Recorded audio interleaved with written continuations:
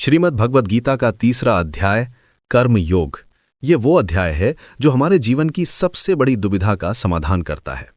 क्या करें और क्या ना करें, ज्ञान की राह चुनें या कर्म की। अर्जुन का यही सवाल आज भी हमारे मन में उठता है।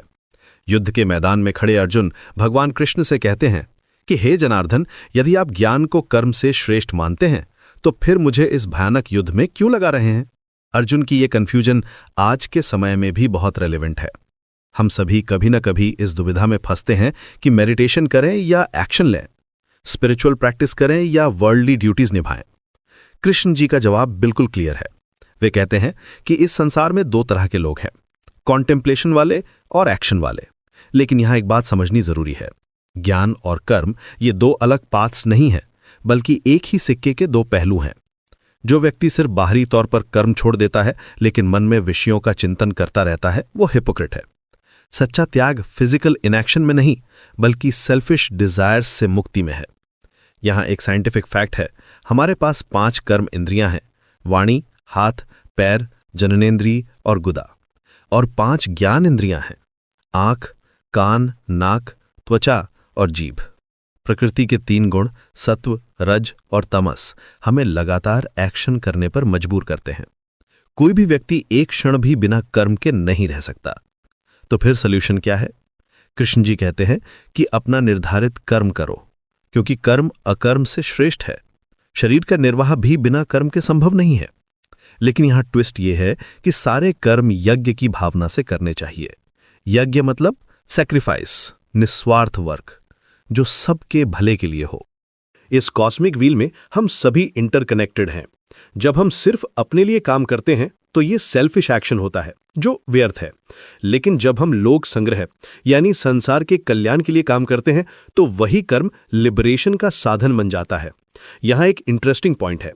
कृष्ण जी कहते हैं कि जो भी महान व्यक्ति करता है दूसरे लोग उसी का अनुसरण करते हैं। लीडर्स की जिम्मेदारी है कि वे सेल्फलेस एक्शन का एग्जाम्पल सेट करें, क्योंकि कॉमन पीपल अपने सुपीरियर्स को कॉपी करते हैं। अब आती है स्वधर्म की कॉन्सेप्ट। अपना धर्म, चाहे वो इम्परफेक्ट हो, दूसरे के धर्म से बेहतर है। ये बात बहुत प्रोफाउंड है। आज के कॉम्पिटिटिव वर्ल्ड में हम अक्सर दूसरों को देखकर अपना पाथ चेंज करना चाहते हैं, लेकिन गीता कहती है कि अपना ड्यूटी भले ही वो परफेक्टली परफॉर्म ना हो, दूसरे के ड्यूटी से सेफर और सुपीरियर है।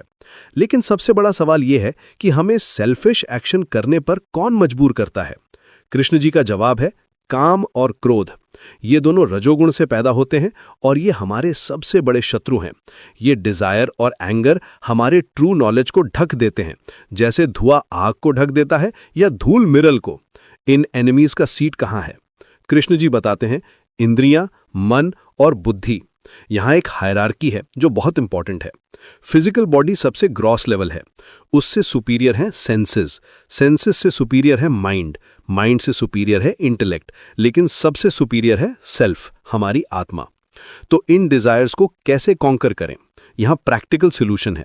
पहले सेंसेस को कंट्रोल करो, फिर माइंड को, फिर इंटेलेक्ट के थ्रू अपने लोअर सेल्फ को हायर सेल्फ से रिस्ट्रेन करो। ये मेडिटेशन और सेल्फ कंट्रोल के थ्रू पॉसिबल है।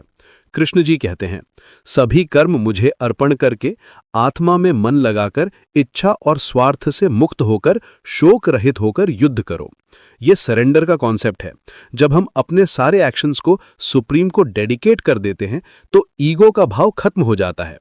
यहां एक और इंटरेस्टिंग फैक्ट है कि ह्यूमन सोसाइटी 4 कास्ट्स में बंटी है, इंडिविजुअल मेंटल टेम्परामेंट्स के बेसिस पर, और डिजायर्स भी 3 कैटेगरीज में आती हैं, तामसिक यानी इनर्ट, राजसिक यानी एक्टिव और सात्विक यानी डिवाइन।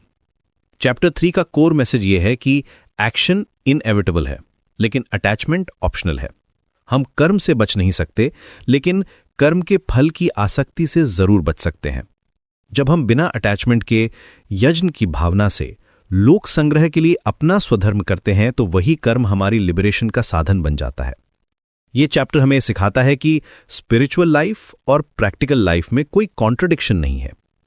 सच्चा स्पिरिचुअलिटी ये नहीं है कि हम वर्ल्ड से भाग जाएं, बल्कि ये है कि हम वर्ल्ड में रहकर भी डिटैच्ड रहें।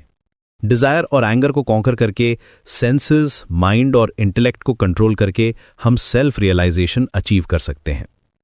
कृष्ण जी का ये टीचिंग आज भी उतना ही रेलेवेंट है। चाहे आप स्टूडेंट हों, प्रोफेशनल हों या कोई भी रोल प्ले कर रहे हों, ये प्रिंसिपल अप्लाई होता है। अपना ड्यूटी करो, लेकिन रिजल्ट की अटैचमेंट ना रखो। सोसाइटी के वेलफेयर के लिए काम करो, अपने डिजायर्स को कंट्रोल करो और सबसे इंपॉर्टेंट, अपने एक्शंस को डिवाइन को सरेंडर कर दो। यही है कर्मयोग का एसेंस, यही है चैप्टर 3 का इटर्नल मैसेज जो हमारे जीवन को ट्रांसफॉर्म कर सकता है।